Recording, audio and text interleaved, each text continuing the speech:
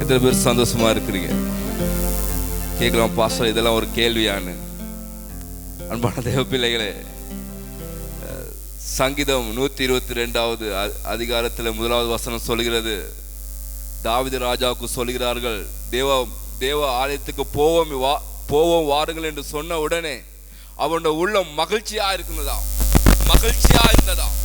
தேவ மாளிகைக்கு போகல, தேவ மாளிகைக்கு போவோம் என்று சொன்ன உடனே அவனுடைய உள்ளம் மகிழ்ச்சியா இருந்ததாம். உங்களை பக்கத்துல பார்த்து சொல்லுங்க, தேவ மாளிகையில் வரும்போது மகிழ்ச்சியாக தான் வந்தீங்களா? மகிழ்ச்சியா தான் வந்தீர்களா? தேவ மாளிகைக்கு அங்க தேவ மாளிகையில அந்நிய ஜனங்கள் தேவ மாளிகை சுற்றி இருக்கும் போது தாவீதுக்கு சொன்னார்கள், நாங்கள் ஆலயத்துக்கு போவோம் என்று சொன்ன உடனே அவன் எல்லா காரியங்களையும் மறந்து அவன உள்ள மகிழ்ச்சியா இருந்ததாம். என் கண்பான தேவ பிள்ளைகளே, தேவனுடைய சமூகத்துல, தேவனுடைய ஆலயத்துல, தேவ ஆலயமான நீங்க எல்லாரும் ஒன்று சேரும் போது இந்த பில்டிங்க்கு, இந்த கட்டிடமே சந்தோஷம் அடைகிறது. ஹல்லேலூயா. தேவ மாளிகையில் நீங்க எல்லாம் ஒன்று சேரும் போது இந்த கூடுகை பலமா இருக்கிறது. இந்த தேவனுடைய ஆலயத்தில் நாங்கள் யாவருமாக தேவ மாளிகையாக நாங்கள் ஒன்று சேரும் போது என் கண்பான தேவ பிள்ளைகளே, ஒரு பரலோகத்தின் அனுபவத்தை, ஒரு பரலோகத்தின் விடுதலையை இந்த பூமியில பெற்றுக்கொள்ள எங்களுக்கு கிடைக்கிற பெரிதான வாய்ப்பு இது. இந்த வாய்ப்பு எல்லாருக்கும் இல்லை அன்பானவர்களே.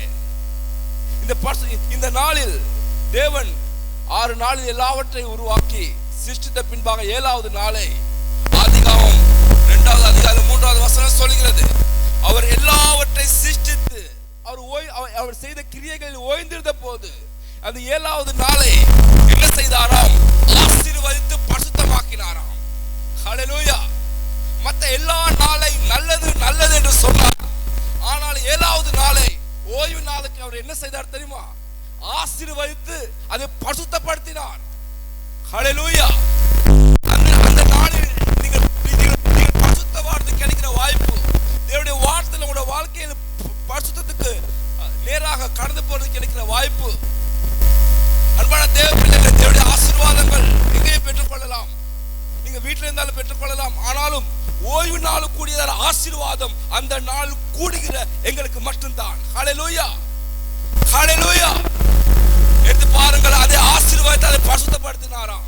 கைகளை தட்டுவோம் தேவனுக்கு. சோர்வா இருக்காதீங்க. பக்கத்துல சொல்லுங்க, சோர்வா இருக்காதீங்க. ஏன்னா தேவன் இந்த நாளை ஆசீர்வதித்திருக்கிறார். தாவீது தேவ மாளிகை போகும்போது அவன் உள்ள மகிழ்ச்சியா இருந்தது. நான் எதுக்கு வந்தேன்னு யோசிச்சு கொண்டிருக்காதீங்க. ஏத்தா இதுக்கு வந்துட்டோம் காலையில. அன்பான தேவ பிள்ளை, இந்த கூடுகை பலமானது. உங்களை பார்த்து திரும்ப சொல்லுங்க, இந்த கூடுகை பலமானது. உங்களை பார்த்து சொல்லுங்க, இந்த கூடுகை பலமானது. என் அன்பான தேவ பிள்ளைகளே, நீங்கள் யாவருமாக என்னுடைய தேவனுடைய வார்த்தை பக்கமாக உங்களோட அவதானத்தை செலுத்துங்கள். வெளியே இருக்கிறவங்க எல்லாருமே உள்ளாக வாங்க, உங்களோட பிள்ளைகளை உங்களோட வைத்துக் கொள்ளுங்கள்.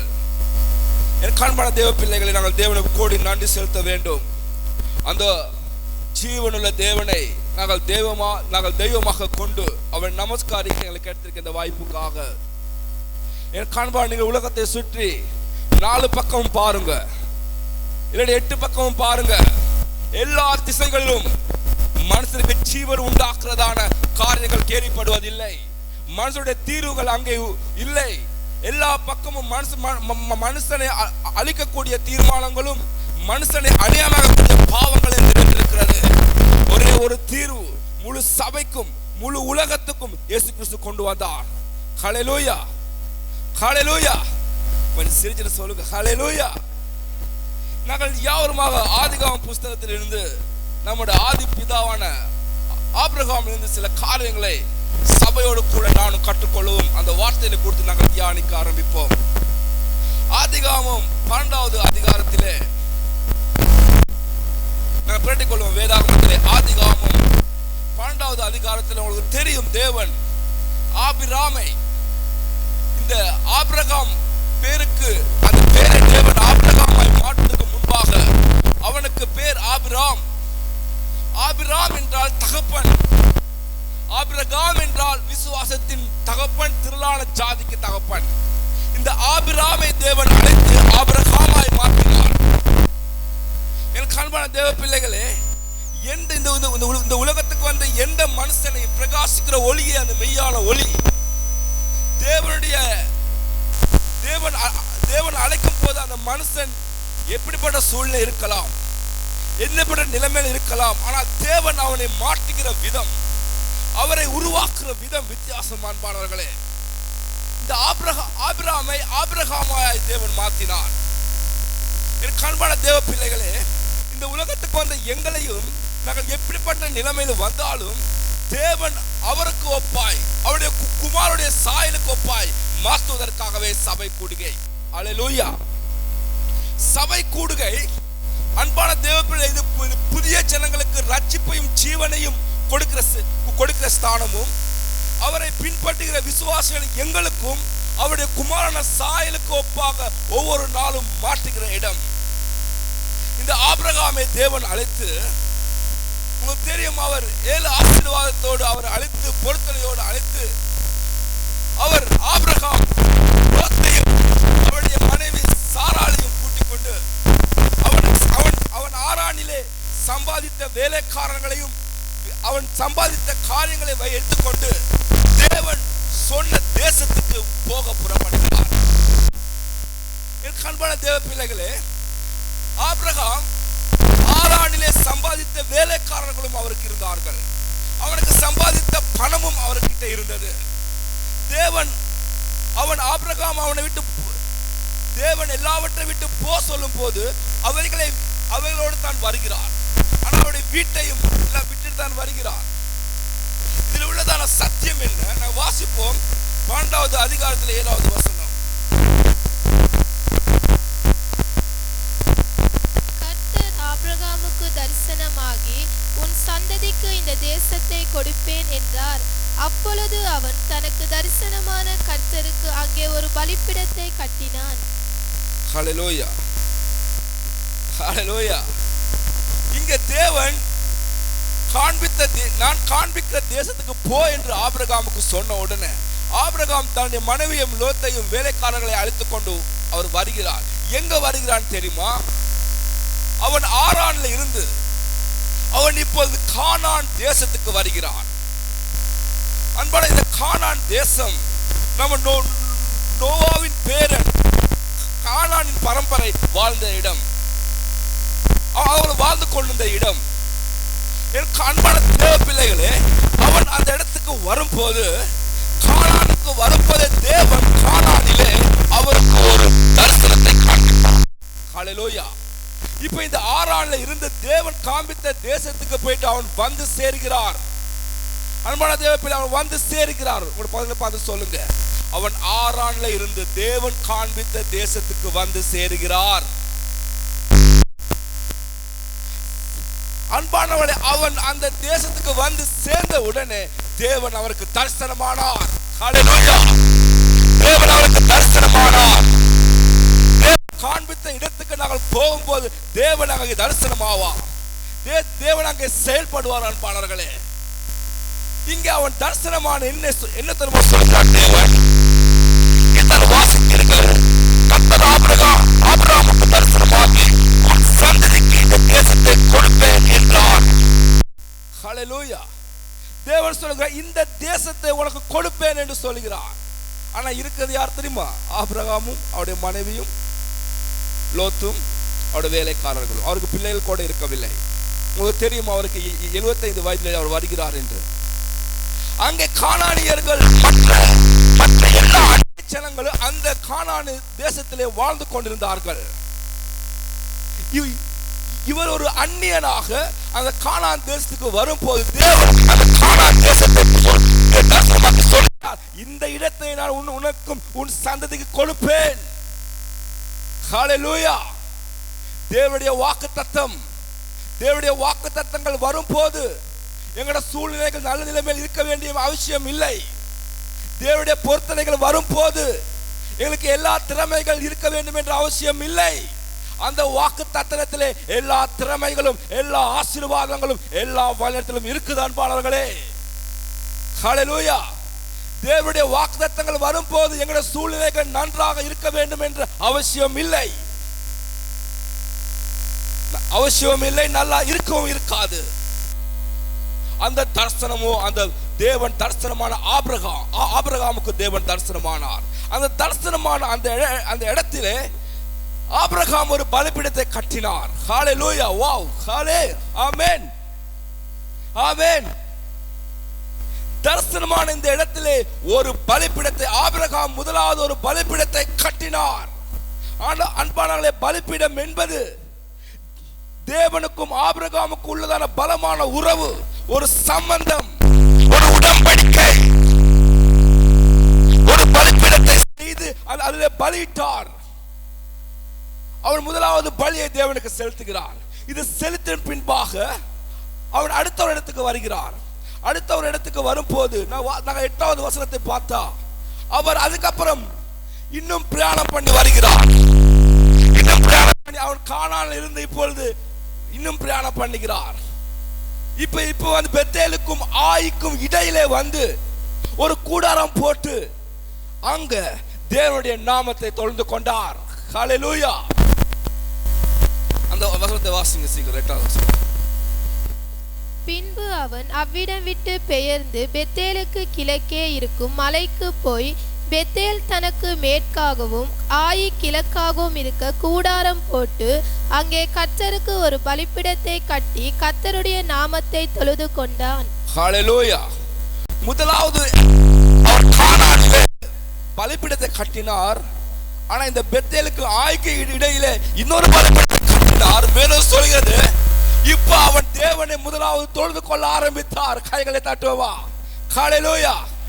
தேவனுடைய நாமத்தை தொழுது கொள்கிறார். இப்ப முதல் முறையாக தேவனுடைய நாமத்தை அறிந்து கொள்கிறார். ஹல்லேலூயா. அங்கே எலோஹிம் என்ற நாமத்தை அவன் அறிந்து கொண்டு அந்த நாமத்தை அவன் தொழுது கொள்கிறார். சர்வ வல்லமை உள்ளவர், வானத்தையும் பூமியையும் உண்டாக்கின தேவனுடைய நாமத்தை அவன் அறிந்து கொள்கிறார். முதலாவது தேவன் ஆபிரகாமுக்கு தன்னுடைய நாமத்தை, அந்த நாமத்தை சொல்லி தேவனை நமஸ்காரித்தான்.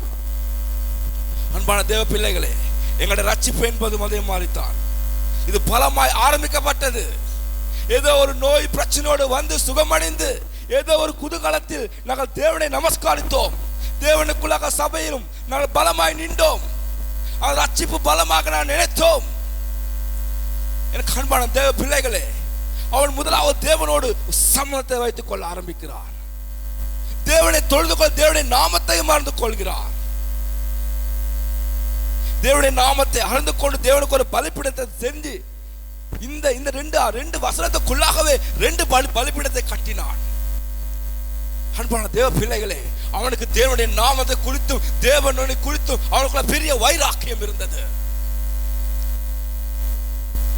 எனக்கு அன்பான தேவ பிள்ளைகளே, எனக்கு செவி கொடுங்கள். இப்படியாக போகும்போது ஆபிரகாம் முதல் முறையாக தேவனை அறிந்த பின்பு, தேவனுடைய பொருத்தனை பெற்றுக்கொண்ட பின்பு முதலாவது ஒரு பிரச்சனைக்கு முகம் கொடுக்கிறார். ஹல்லேலூயா. முதலாவது ஒரு பிரச்சனைக்கு முகம் கொடுக்கிறார். அது ஒரு பாரம்பரியமான ஒரு பெரிய பிரச்சனையாக இருந்தான். பாணவர்களே, எனக்கு செவி கொடுங்க. மேல இருக்கிறதான எல்லாரும் எனக்கு செவி கொடுங்க. வாலிபர்கள் மேல இருக்கிற எல்லாரும் எனக்கு செவி கொடுங்க. நண்பர்களே, என் சகோதரர்களே, எல்லாரும் எனக்கு செவி கொடுங்க. தேவன் உங்களை மிகவும் நேசிக்கிறார். எனக்கு செவி கொடுங்க. நீங்க எப்படி நிலைமை இருந்தாலும் உங்களை நேசிக்கிறார். எனக்கு செவி கொடுங்க. 10வது வசனம் இப்படி சொல்கிறது, வாசிங்க. அத்தேசத்திலே பஞ்சம் உண்டாயிற்று. தேசத்திலே பஞ்சம் கொடிதாயிருந்தபடியால் ஆபிராம் எகிப்து தேசத்திலே தங்கும்படி அவ்விடத்துக்கு போனான். ஹல்லேலூயா. உங்களுக்கு இந்த சம்பவம் எல்லாம் தெரியுது, நான் சீக்கிரம் சொல்கிறேன். இப்ப இவருக்கு அந்த தேசத்துல பஞ்சம் உண்டானது. பக்கத்துல பார்த்து சொல்லுங்க, தேசத்துல பஞ்சம் உண்டானது. இந்த பஞ்சம் ஒரு 2-3 நாள் இருந்தது. ஆபிரகாம் நினைச்சா தாக்க பிடிச்சிக்கிறோம், என்ன சரி செஞ்சுக்கிறோம் நினைச்சா. ஆனா வர வர பஞ்சம் கொடுமையா இருந்தது. வர வர பஞ்சம் பெரிதா இருந்தது. அந்த பஞ்சம் அவனுடைய வீட்டுக்கும் அவருடைய வாழ்க்கைக்கும் தெரிந்தது. அப்படினால் அவருடைய வாழ்க்கையில பயம் ஏற்பட்டது. அவருடைய வாழ்க்கையில பயம் ஏற்பட்டு கொஞ்சம் கொஞ்சமா அவருடைய வாழ்க்கையில பயம் ஏற்படுகிறது. இந்த பஞ்சம் என் குடும்பத்தையும் ஆளுகை செய்து விடுமா? என் காண்பான தேவ பிள்ளைகளே, தெளிவாய் சொல்லுகிறது, பஞ்சம் கொடுமையா இருந்தது. அவன் ஆய்க்கும் பெத்தலுக்கு நடுவாக கூடாரம் போட்டான். அந்த கூடாரத்தை பேத்துக் கொண்டு இப்போதும் பிரயாணம் பண்ணி அவன் தெற்கே வருகிறார். தெற்கே வர வர வர அவனுக்கு தெரிகிறது பஞ்சம் கொடிதா இருந்தது. செவி கொடுங்க எனக்கு காண்பானவர்களே, எங்களுடைய ரட்சிப்பும் எங்களுடைய விடுதலை எங்களுடைய ஆவிக்குரிய வாழ்க்கை எங்களுடையதான நாங்கள் முகம் கொடுக்கிற சூழ்நிலையில் அந்த ரட்சிப்பும் அந்த விடுதலை நாங்கள் அதை ஒரு பலவீனமாய் பார்க்கிறோம். இது எங்க பிரச்சனை தீர்க்காது என்று நாங்கள் நினைக்கிறோம். இது எனக்கு பத்தாது என்று நினைக்கிறோம். இது ஒரு பயம். இந்த பயம் எங்கிருந்து வருகிறது? பயம் எங்கிருந்து வருகிறது? பயத்தை உண்டு பண்ணுகிறவர் யார்? சாத்தான், உலகம், மாம்சம். அது மாம்சத்தின் சுபாவம். அது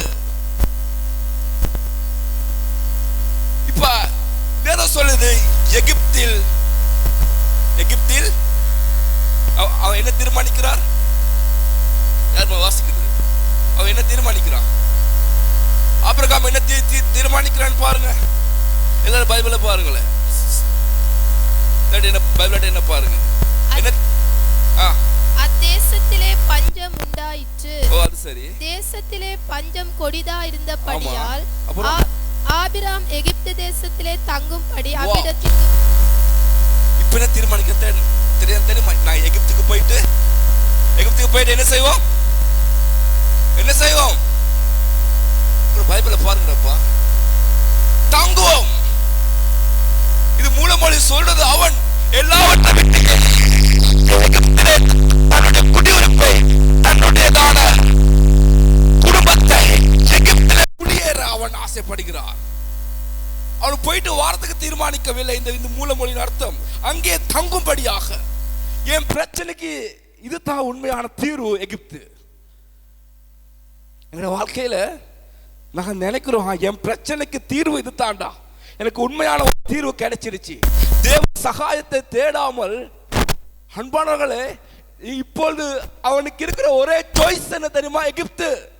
ஏன்னா காணும் போது எகிப்து மட்டும் தான் அங்க பஞ்சமா இருக்கவில்லை. இங்க போனா என் பிரச்சனை தீர்ந்துரும். உண்மையா என் சூழ்நிலைக்கு இது தான்ப்பா தீர்வு, சரியா இருக்கு. என் பிரச்சனைக்கு தீர்வு சரியா இருக்கும். எகிப்து. அவன் எகிப்தை தன்னுடைய தீர்வாக தெரிந்து கொள்கிறார். அங்க போய் தங்கி அவனுடைய வாழ்க்கையை அங்கேயே அமைத்துக் கொள்ள தீர்மானிக்கிறார். தேவனுடைய பொருத்தனை, தேவனுடைய விடுதலை, அவருடைய நாமத்தை தொழுது கொண்டார். அது எல்லாம் ஒரு பக்கத்தை வைத்து விட்டு அவங்க தங்கும்படி அவர் தீர்மானிக்கிறார். எகிப்து என்பது அடிமைத்தான வீடு. அன்பாளர்களே, தேவ சகாயம் இன்றி உங்க பிரச்சனையை தீர்த்துக் கொள்ள தீர்மானிக்கிறீர்கள். இது தான் என்னுடைய உண்மையான பிரச்சனைக்கு தீர்வு. நிறைய பேர் நினைக்கிறாங்க, என் பிரச்சனைக்கு தீர்வு இதுதான், என் பிரச்சனைக்கு இதுதான் தீர்வா இருக்கும் என்று நினைக்கிறார்கள். தேவ சகாயத்தை மறந்து விடுகிறார்கள். எனக்கு அன்பான தேவ பிள்ளைகளே, அவன் எகிப்துக்கு போகணும்னு சொல்லி தீர்மானித்த உடனே அவனுக்கு தெரியும், எகிப்துக்கு போனா பொய் சொல்லாம வாழ முடியாது. பகல பார்த்து சொல்லுங்க, எகிப்துக்கு போனா பொய் சொல்லாம வாழ முடியாது.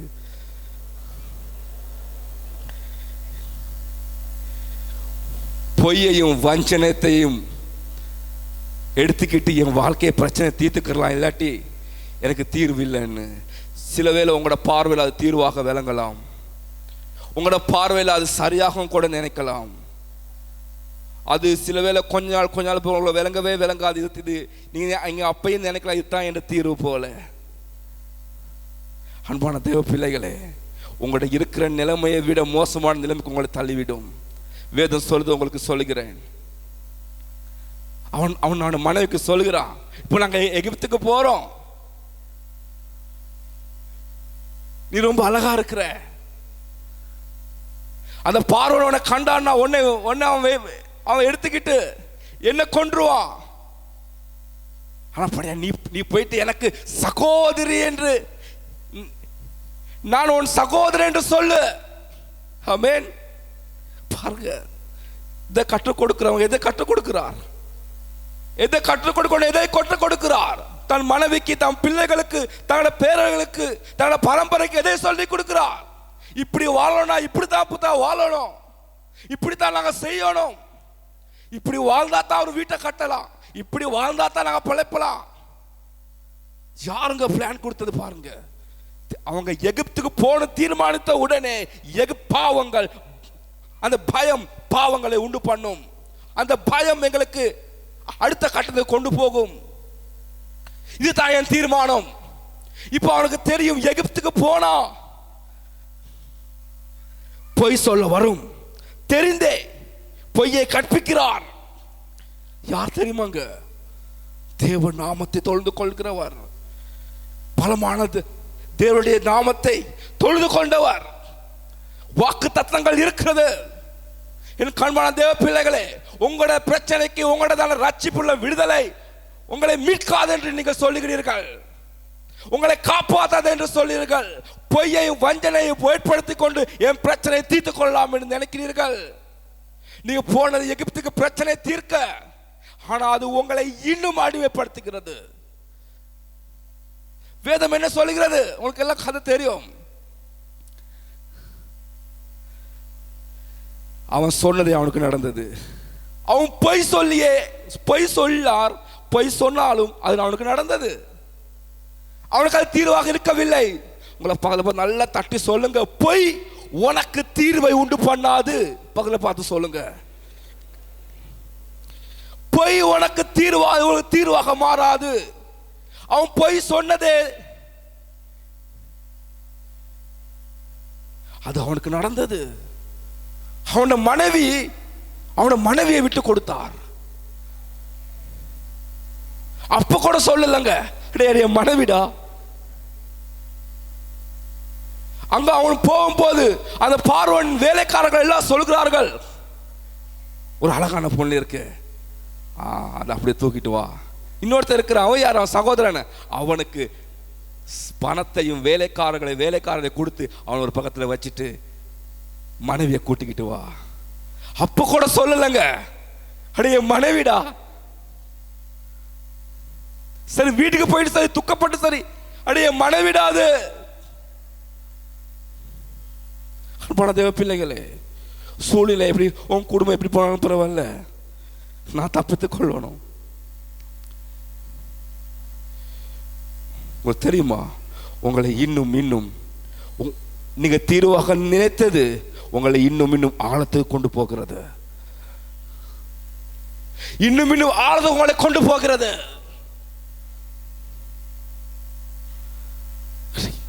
அவன் சொந்த மனைவி.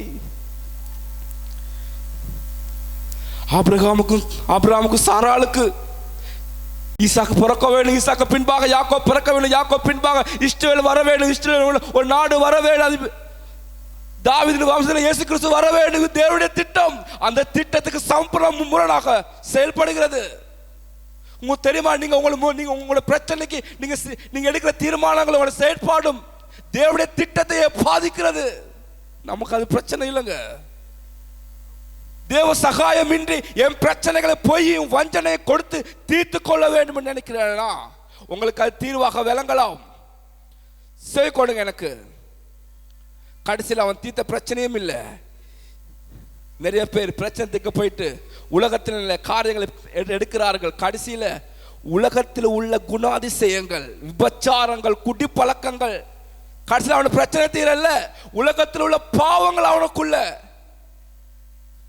அவனோட மனைவி சரியில்லை, அப்படி அவன் குடிக்கிறான். அவனோட மனைவி இருந்து கொண்ட இன்னொரு மனைவி மேல இச்சைக்கிறான். இதெல்லாம் எங்க போயிட்டு நான் பிரச்சனை தீர்த்த போயிட்டு வானத்தையும் பூமியையும் உண்டாக்கின தேவனை, எலோயும் தேவனை, அந்த நாமத்தை அவர் அறியவில்லை.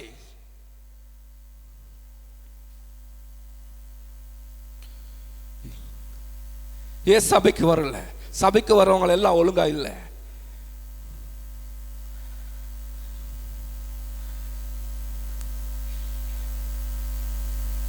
ஏன் ஊழியர் செய்யல? ஊழியர் செய்யறவங்க எல்லாம் ஒழுங்கா இல்ல. பார்த்தீங்களா, இந்த உலகத்திற்கு காரியங்கள் உங்களை ஆளுகை செய்கிறது. தேவன் உங்களை ஆளுகை செய்யவில்லை.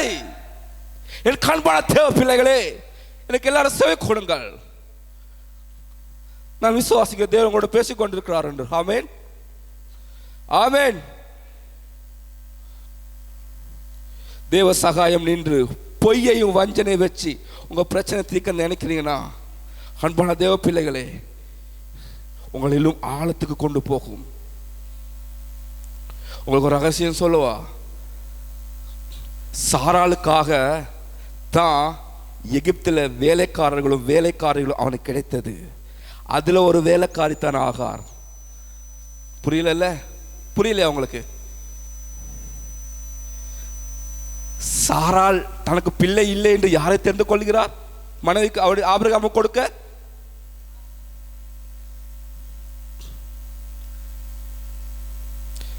தேவனுடைய திட்டத்தையே அது நிர்மூலமாக்குது. இன்னைக்கும் இஸ்ரவேலுக்குள்ள பெரிய பிரச்சனை அதுதான். நீங்கள் வரலாற்றை தேடி பாருங்கள்.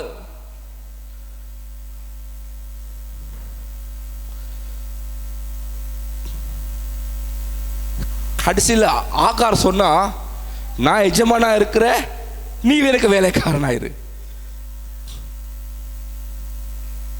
ஆபிரகாம சாராள் வந்து ஆகார ஆபிரகாம கொடுக்கும் போது ஆகார் என்ன சொல்லுகிறா? நான் தான் எஜமானி. நீங்க வேலைக்காரிய உங்களோட எஜமானாய மாத்திக்கிட்டீங்க. நீங்க அதுக்கு வேலை செய்றீங்க. இந்த உலகத்தை நீங்க உங்களை எஜமானாய மாத்திக்கிட்டீங்க. நீங்க அதுக்கு ஊழியம் செய்றீங்க. ஆனா தேவன் அதுக்காக உங்களை அழைக்கல. ஒரு போதர் ஒரு வார்த்தையை சொன்னார், மிக அருமையான வார்த்தை. பணம் என்பது எங்கட எஜமான அல்ல, பணம் என்பது எங்கட வேலைக்காரர். பக்கத்தில் பார்த்து அழகா சொல்லுங்க, தெளிவா சொல்லுங்க. உங்களை தான் ஐயா, தெளிவா சொல்லுங்க, எல்லாம் விட்டுருங்க. பணம் என்பது உங்களோட எஜமான அல்ல, உங்களோட வேலைக்காரர். பணம் வந்து உங்களோட எஜமான அல்ல. நீங்க நினைக்கலாம் நான் தான் பணத்தை செலவு செய்யறேன்னு. இல்ல, அந்த பணம் தான் உங்களை கொண்டு போய் கொண்டிருக்குது. நீங்க விரும்புற இடத்துக்கு அந்த பணம் உங்களை கொண்டு சேர்க்காது. அந்த பணம் விரும்புற இடத்துக்கு உங்களை கொண்டு சேர்க்கும். அது நீங்க எஜமானாய மாத்திக் கொள்ளாதீங்க. அது உங்களோட வேலைக்காரன். பணம் இருக்குது உங்களுக்கு வேலை செய்ய. நீங்க அதுக்கு அடிமையா இருக்கிறீங்க.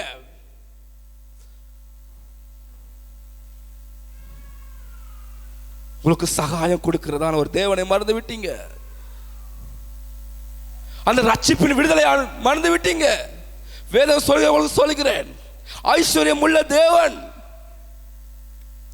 அவருடைய ஐஸ்வர்யத்தால் எங்களை ஐஸ்வர்யனாக்கும்படி வேதம் என்ன சொல்லுகிறது?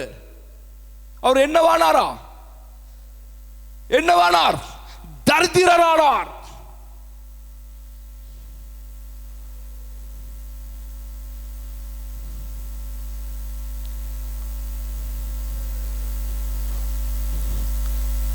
நான் பிரசங்கத்துக்கு போகிறேன். ஆனால் தேவன் அவனை குறித்து இருக்கிற திட்டம் மாறலைங்க. ஆமென், ஆமென்.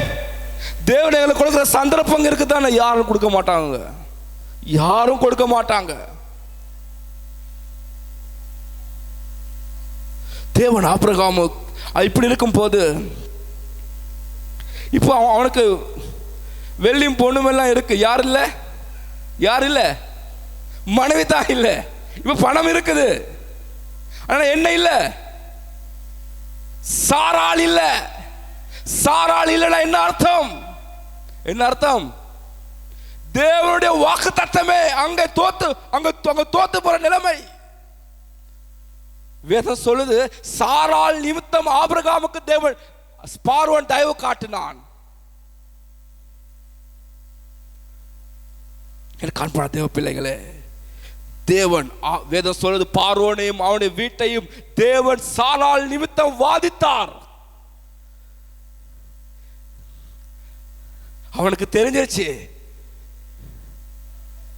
இந்த சாராள் ஆபிரகாமுடைய மனைவி தான் என்று. யார் சொன்னது? தேவனை அது வெளிப்படுத்தினார் பார்வோனுக்கு. என் கண்பான தேவ பிள்ளைகளே, சீக்கிரம் போகிறேன். வேதம் இப்படி தான் இந்த சம்பவம் முடிகிறது. ஆபிரகாம், இந்த பார்வோன் ஆபிரகாமை நோக்கி 18-19 வாசிங்க அதே அதிகாரத்தில். அப்பொழுது பார்வோன் ஆபிராமை அழைத்து, நீ எனக்கு ஏன் இப்படி செய்தாய்? இவள் உன் மனைவி என்று நீ எனக்கு ஏன் அறிவியாமற் போனதென்ன? இவளை உன் சகோதரி என்று நீ சொல்ல வேண்டுவதென்ன? இவளை நான் எனக்கு மனைவியாக கொண்டிருப்பேனே. இதோ உன் மனைவி, இவளை அழைத்து கொண்டு போ என்று சொன்னான். ஹல்லேலூயா. அடே ஆபிரகாமே, ஏன் இப்படி செஞ்ச? ஏன் நீ பொய் சொன்ன? பாத்தீங்களா, அந்நிய ஜனங்களுக்கு முன்பாக, ஒரு அந்நிய ராஜாவுக்கு முன்பாக தேவ மனிதன் எப்படி நிற்கிறான் தெரியுமா? பொய் சொல்றவனாக. பாருங்களா, நீங்க பொய் சொல்லி ஏமாத்தி பிழைத்த பின்பாக அந்நிய ஜனங்களுக்கு முன்பாக எப்படி போய் நிற்கிறீர்கள்? ஏமாற்றுக்காரனாக, பொய்யவனாக. ஆபிரகாம் சொல்றதுக்கு வார்த்தை இல்ல. நீ பொய் சொன்ன, ஏண்டா போடாம மனையை கூட்டிக்கிட்டு. பாத்தீங்களா, ஒரு அந்நிய மனுஷருக்கு முன்பாக, அந்நிய ஜனங்களுக்கு முன்பாக நாங்க பொய்யனாக வஞ்சனாக மாறுவதற்கு ஏன்? நாங்கள் அந்த நாமத்தின் விடுதலை அனுபவிக்காமல் உலகத்தின் காரியங்களை எங்களை தீர்வாக வைத்துக் கொண்டதுனால, இப்படித்தான் வாழ வேண்டும், இப்படி வாழ்ந்தா தான் எங்களுக்கு ஒரு வீட்டை கட்டலாம், இப்படி வாழ்ந்தா தான் என் பிரச்சனை தீர்க்கலாம் என்று உலகம் உங்களுக்கு சொல்லிக் கொடுக்கிறது. நீங்க உங்களோட பிள்ளைகளுக்கு சொல்லிக் கொடுக்கிறீர்கள். தேவன் நாமத்தை மறந்து விட்டீர்கள்.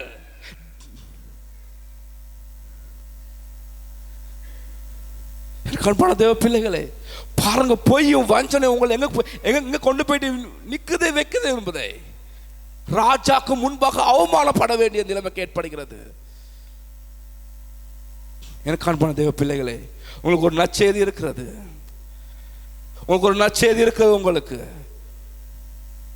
நீங்கள் உங்களோட பிரச்சனைக்கு சகாயம் தேண்டி உலகத்துக்கு போயிட்டு உலகத்தின் தீர்வு இல்லாமல் பொய்யாய் வஞ்சனையும் உலகத்தின் பாவத்திலே சுமந்து அதுக்கு அடிமைப்பட்டிருக்க நண்பனே, என் சகோதரா, உன்ன மனசை உன் பிரச்சனை ஆளுகை செய்கிறதா? உனக்கு ஒரு நற்செய்தி இருக்கிறது. உங்களை பார்த்து சொல்லுங்க, உங்களுக்கு ஒரு நற்செய்தி இருக்கிறது.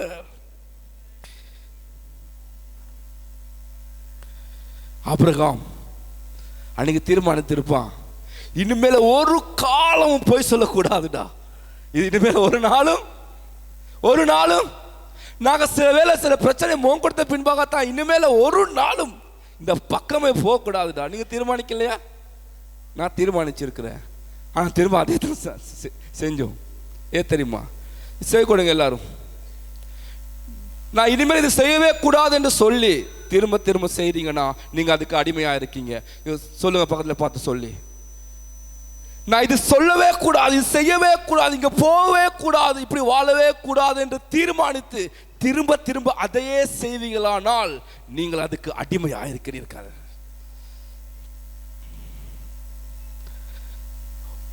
உங்களுக்கு ஒரு நற்செய்தி இருக்குது. ஹல்லேலூயா. உங்களுக்கு ஒரு நற்செய்தி இருக்கிறது.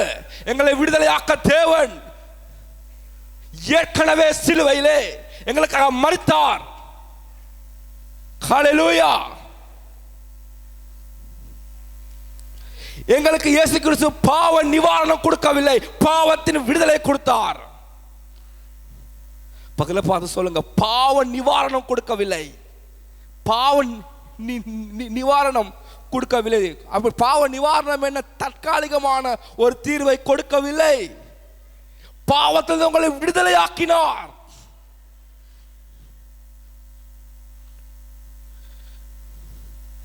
நீங்க அவர் இயேசு கிறிஸ்துவின் விடுதலை நீங்க அனுபவிக்க நீங்க அறியாததுனால, அந்த ரட்சிப்பின் விடுதலை அனுபவிக்காதனால உங்களோட பிரச்சனைக்கு தீர்வை வெளியே தேடுகிறீர்கள். நீங்க இன்னும் சோகமா இருக்க தீர்மானிக்கிறீர்கள். நிறைய பேர் சபைக்கு வந்து என்ன காட்ட வேண்டும்? அவங்களோட பிரச்சனைகளை சரி காட்டுங்க. நீங்க திரும்ப அடுத்த கிழமையிலிருந்து அதே பிரச்சனையோட நிற்பீர்கள். தீர்வை கண்டுபிடிங்கள். தீர்வு ஒன்று இருக்கிறது, உங்களை முற்றிலும் விடுதலையாக்க. இன்னைக்கு தேவ சமூகத்தில் நிற்கிறதுக்கு மனுஷனுக்கு விருப்பம் இல்லை, தேவ வார்த்தை கேட்க விருப்பம் இல்லை. அவனோட உள்ளம் எல்லாம் ஜொலி பண்ணவும், சந்தோஷப்படவும் தன் சரத்துக்கு மகிழ்ச்சி ஊட்டவே விரும்புகிறார்கள். காரணம் என்ன தெரியுமா? போனது பிரச்சனை தீர்க்க, அவன் பிரச்சனை தீர்க்க இல்ல, அங்க போயிட்டு அதே கிரியைகளை அவன் வச்சு கொண்டான். ஆபிரகாமை கண்டபடி இயேசு அனுப்பின பிறகு ஆபிரகாம் ஒரு தீர்மானிக்கிறார், இனிமேலடா ஒரு நாளும் போய் சொல்லக்கூடாது. ஹல்லேலூயா. இனிமேல ஒரு நாளும் போய் சொல்லக்கூடாது, ஒரு நாளும் நான் இது செய்யக்கூடாது. பார்வோன் ஆபிரகாமை அனுப்பிவிட்டான், அவன் உள்ள எல்லாவற்றையும் அனுப்பிவிட்டான். நாங்கள் 13வது வசனம் வரும்போது 2வது வசனம் சொல்கிறது இப்படியாக, சீக்கிரம் வாசிங்க. ஆபிராம் மிருக ஜீவன்களும் வெள்ளியும் பொன்னுமான ஆஸ்திகளை உடைய சீமானா இருந்தான். வாவ், ஹல்லேலூயா. இப்ப எப்படி இருக்கிறான்? அவன் போனது பஞ்சத்துக்கு, இப்ப அவன் எப்படி இருக்கிறான்? சீமானா இருக்கிறான், ஐஸ்வர்யனா இருக்கிறார். ஆனாலும் அவனுக்குள்ள பெரிய ஒரு வேதனைங்க, இது இல்லை எனக்கு தேவை. இப்ப அவன் தேடுது, அவனுக்கு கிடைச்சிருச்சு. செவி கொடுங்க எல்லாரும், நீ எங்கேயோ இருக்கீங்க, செவி கொடுங்க. உங்களுக்கு வீடுக்கு கிடைச்சிடும். எப்படி சரி? களவு பொய் சொல்லி கூட ஏதாவது செஞ்சுக்கலாங்க. எப்படி வாழ, எப்படி செஞ்சிடும் எப்பவுமே. ஆபிரகாமுக்கு இது பெரிய பிரச்சனை, இது அவனுக்கு தீர்வாக இல்லை. இவன் அவனுக்கு விளங்குது, இது எனக்கு ஏதோ ஒன்று குறையுது, ஏதோ ஒன்று குறையுது. இப்ப சீமானா இருக்கிற, ஆனாலும் ஏதோ ஒன்று குறையுது.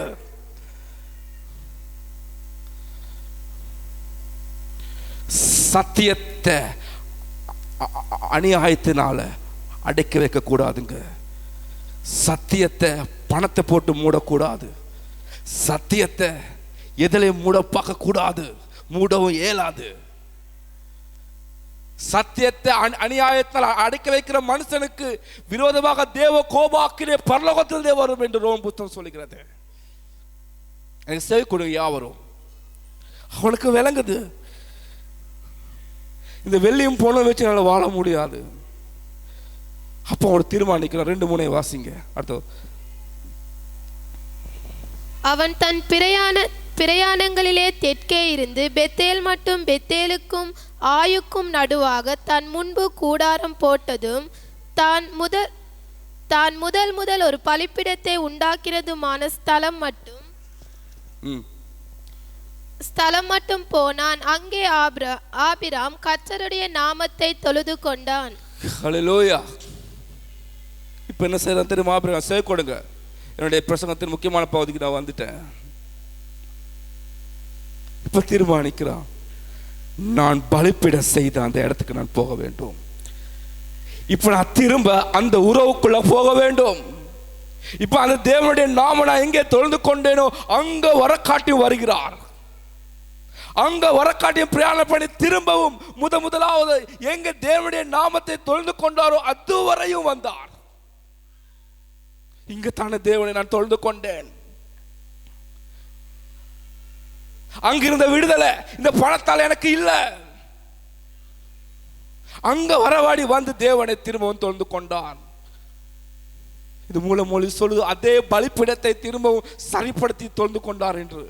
அதே பலிப்பிடத்தை முதலாவது எங்க அந்த பலிட்டாரோ அந்த பலிப்பிடத்தை திரும்பவும் வந்து பார்க்கிறான். பலிப்பிடம் இப்ப கல் எல்லாம் பிறண்டு இருக்கிறது, இப்ப நெருப்பு இல்ல, பலிப்பிடம் எல்லாம் உடைஞ்சிருக்கிறது. திரும்பவும் பலிப்பிடத்தை கட்டுகிறார், திரும்பவும் பலிப்பிடத்தை கட்டுகிறார். அந்த ரட்சிப்பை திரும்பவும் பெற்றுக் கொள்கிறார், அந்த விடுதலை திரும்பவும் பெற்றுக் கொள்கிறார், அந்த விசுவாசத்தை திரும்பவும் பெற்றுக் கொள்கிறார், அந்த வாக்கு தத்தங்களை திரும்பவும் புதுப்பிக்கிறார். ஹல்லேலூயா. அன்பானவர்களே, நீங்க எங்க வர காட்டி வரணும் தெரியுமா?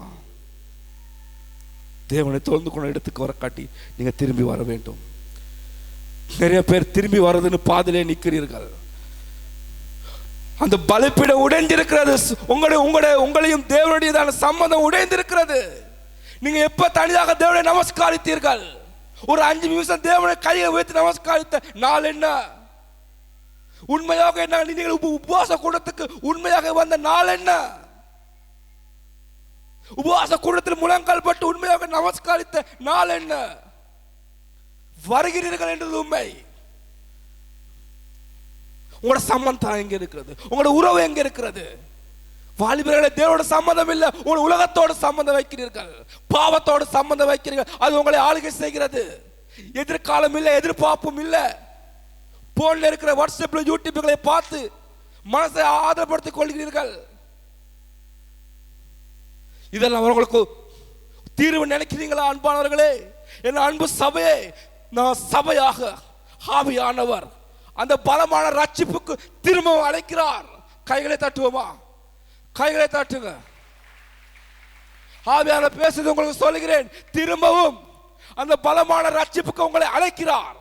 நீங்க ரட்சிக்கப்பட்டு எவ்வளவு காலமா இருந்தாலும் சரி, சபையில நீங்க யாரா இருந்தாலும் சரி, திரும்பவும் ரட்சிப்புக்குள்ள ஆவியானவர் உங்களை இன்று அழைக்கிறார். திரும்ப அந்த ரட்சிப்புக்குள்ள போங்க. சபையாக நாங்கள் திரும்பவும் தேவனுடைய சம்பந்தத்துக்குள்ள தேவனை கொண்டு வருகிறார். உங்களுக்கு இப்ப காசு பணம் இருக்குங்க, என்ன இல்லை தெரியுமா? தேவனோட சம்பந்தம் இல்லை. உலகம் உங்களை ஆளுகை செய்கிறது. பொய் சொல்லக்கூடாது என்று சொல்லி நாளைக்கு அதே செய்கிறீர்கள்.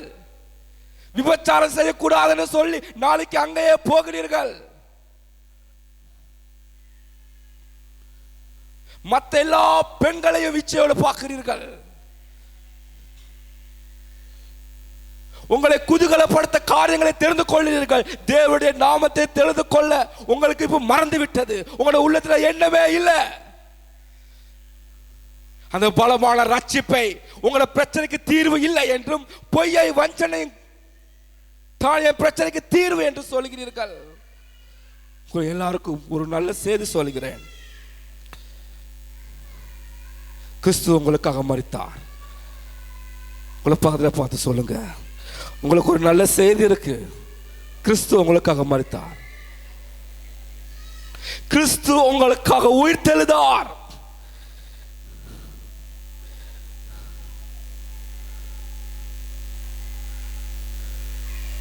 எனக்கு ஆவியானவர் சொல்கிறேன், இப்ப உங்களோட பலிப்பீடம் உடைஞ்சு இருக்கிறது. இப்ப சீமானா இருந்த அவன் ஆபிரகாம் எல்லாத்தையும் விட்டுட்டு தேவடைய முதலாவது தேவடைய வச்ச சம்பந்தத்துக்குள்ள வருகிறான். அந்த எலோயும் தேவனை திரும்பவும் நம்ம ஏற்றுக்கொள்கிறான். திரும்பவும் அதை புதுப்பிக்கிறான். எனக்கு அன்பான வாலிபனே, அன்பான சகோதரே, உங்களுக்கான தீர்வு, உங்களோட வாழ்க்கைக்கான அத்தனை தீர்வும் கிறிஸ்துக்குள்ள இருக்கிறது. உங்களுக்கு என்ன பிரச்சனை நடந்திருக்கு தெரியுமா? உங்களுக்கு காசு இல்லாத நாள் அல்ல. சில பேருக்கு பிரச்சனை, எனக்கு சீட்டு விலை இல்லை, அதான் பிரச்சனையோடு இருக்கிறேன். சில பேருக்கு பிரச்சனை, எனக்கு சாமான் கொடுக்க யாரும் இல்லை. சில பேருக்கு பிரச்சனை, எனக்கு உதவி செய்ய யாரும் இல்லை. சில பேரோட பிரச்சனை, எனக்கு இது நாட்கள்ல செலவு கூட. அன்பான, இது ஒன்றுமே பிரச்சனை அல்ல. உங்களுக்கு பிரச்சனை, உங்களுக்கும் கிறிஸ்துவுக்கும் உறவு முறித்து விட்டது. உங்களுக்கு கிறிஸ்துக்கு இப்ப உறவு இல்லாமல் போய்விட்டது. ஆனால் உலகம் உங்களை ஆளுகை செய்கிறது. பாவத்தின் பிசாசின் கிரியைகளை அழிக்கவே மனுஷகுமாரன் வெளிப்பட்டார் என்று வேதம் சொல்கிறது. உங்களோட மனசை ஆளுகை செய்ய எதுக்கு இடம் கொடுக்கிறீர்கள்? ஏன் கிறிஸ்துக்குள்ள ஒரு சமாதானம், சந்தோஷம் இல்லை உங்ககிட்ட? ஏன் தேவ வார்த்தை கேட்கக்குள்ள உங்களுக்கு தூக்கமாய் வருது? ஏன் சோம்பலா இருக்கிறீர்கள்? ஏன் தேவனுடைய மாளிகை உங்களுக்கு ஏன் திருப்தியாக இல்லை? ஏன் தேவனுடைய விடுதலை உங்களுக்கு பலமாக இல்லை?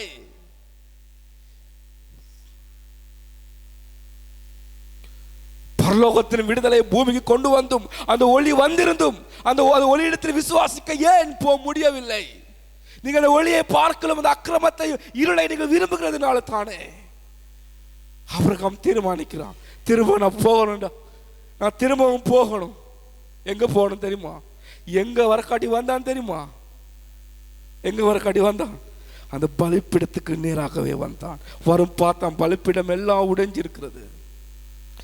சொல்ல திரும்பவும் அதை புதுப்பித்தான். எனக்கு அன்பான தேவ பிள்ளைகளே, எனக்கு செவி கொடுங்க. இது ஒரு பிரச்சனை. இன்னொரு பிரச்சனை வருகிறது ஆபிரகாமுக்கு. லோத்தும் ஆபிரகாமும் பிரிந்த பின்பாக லோத் போயிட்டு சோதோமில் போயிட்டு குடியேறுகிறான். அங்குள்ள ராஜாக்களுக்கும் ராஜ்யங்களுக்கு பெரிய பிரச்சனை வருகிறது. அந்த ராஜ்யங்கள் யுத்தம் நடக்கிறதுனால இந்த சோதோம் குமாரா, இந்த சோதோமையும் அங்குள்ள ஜனங்களையும் அந்த மற்ற ராஜ்யங்களா சிறைப்பிடித்து கொண்டு போய் விட்டார்கள். இது ஆபிரகாமுக்கு கேள்விப்பட்டு ஆபிரகாம் தன்னுடையதான வேலைக்காரர்களோட போயிட்டு யுத்தம் பண்ணி எல்லாத்தையும் கூட்டிக்கிட்டு வாரார். அப்படி கூட்டிக்கிட்டு வரும்போது சோதம் ராஜா இப்படி ஒரு வார்த்தையை சொல்கிறார். வாசிங்க ஆதிகாமம் 14வது வசனம்.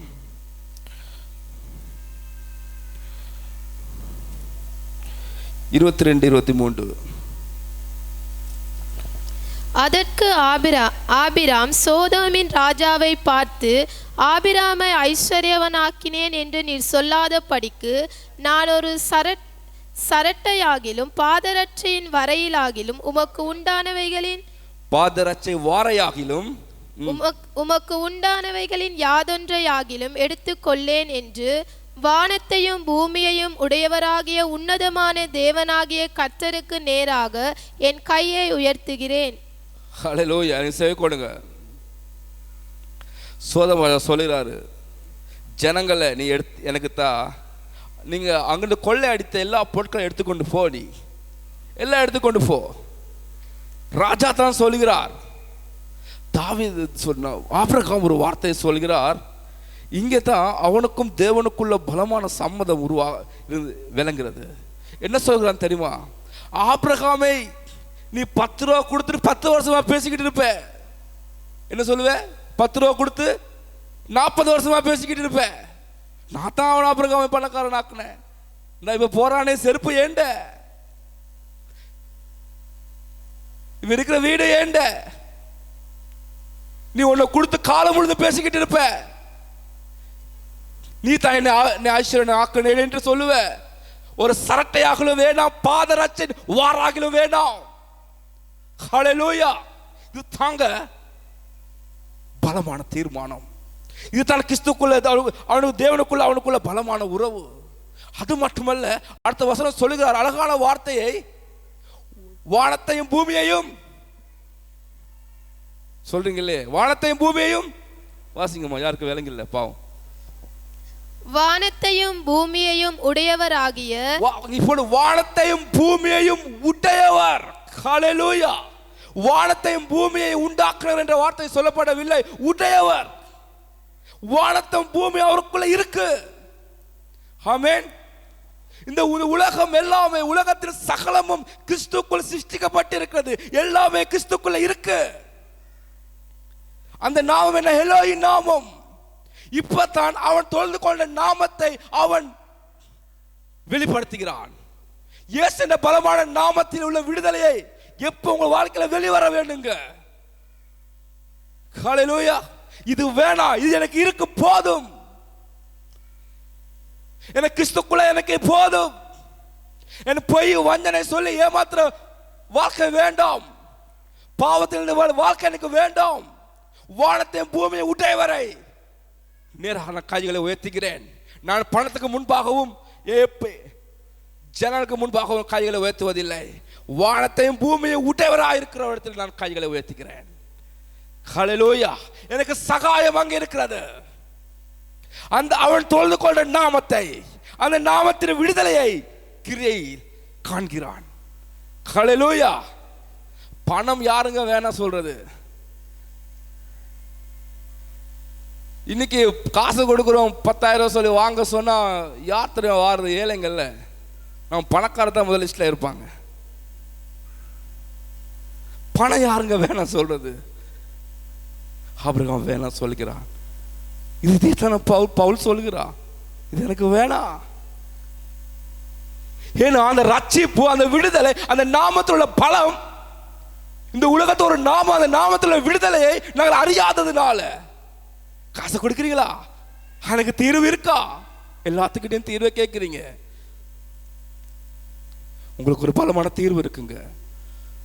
பலமான தீர்வு இருக்கு. நீங்க சந்தோஷமாய் ஒரு நிமிஷம், நீங்க துக்கமாய் ஒரு நிமிஷம் கூட வாழ தேவையில்லை. உங்களோட எல்லா நெருக்கத்துக்கு பலமான தீர்வு இருக்கிறது. நீங்க சந்தோஷம் அடைய உங்க பிரச்சனைகள் தீர வேண்டிய அவசியம் இல்லை. உங்களுக்கு வீடு கட்டப்பட தேவையில்லை. நீங்க சந்தோஷமா இருக்க. உங்களோட வாழ்க்கையெல்லாம் சரி வரணும்னு அவசியம் இல்லை. உங்க நோய்கள் எல்லாம் தீரட்டும் பாஸ்டர், அப்ப நான் சிரிக்கிறேன்னா நீங்க ஒரு நாளும் சிரிக்க முடியாது.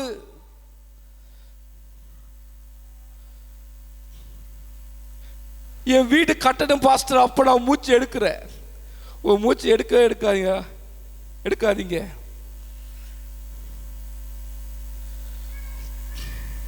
உங்களை வாழ வைக்கிறதுக்கு நிறைய பேர் இருக்கிறாங்களோ தெரியா? நீங்க செத்த பிறகு உங்களை புதைக்கிறதுக்கு நிறைய பேர் இருக்கிறாங்க. உங்களை வாழ வைக்கிறதுக்கு நிறைய பேர் இருக்கிறாங்களோ இல்லையான்னு எனக்கு தெரியாது. நீங்க செத்தோன்னு உங்களை புதைக்க நிறைய பேர் இருக்கிறாங்க.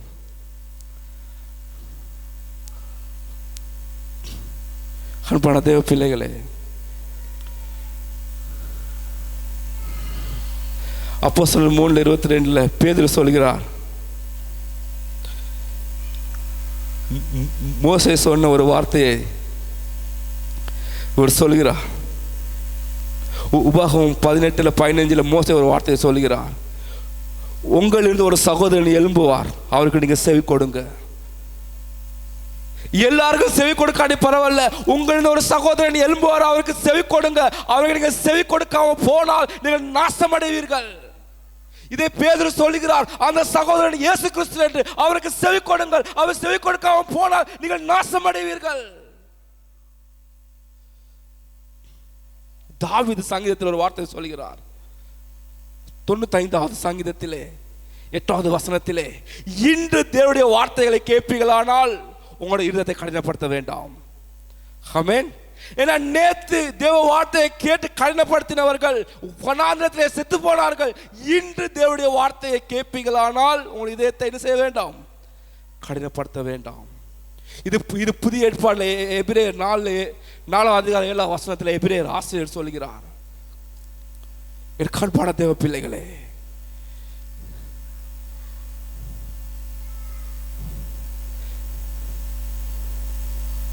உங்களுக்கு ஒரு பலமான ரட்சிப்புக்குள்ள கிறிஸ்து அழைக்கிறார்.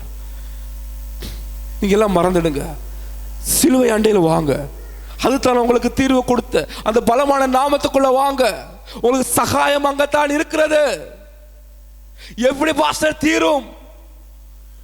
சகாயம் இருக்கிறது. உங்களுக்கு தீர்வு சிலுவை அண்டையில் இருக்கிறது.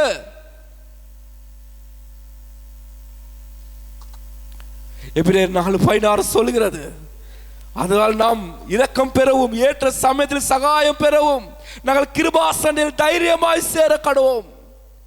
ஏற்ற சமயத்தில் நாங்கள் சகாயம் பெற கிருபாசனையில், இந்த கிருபை பழைய ஏற்பாட்டிலே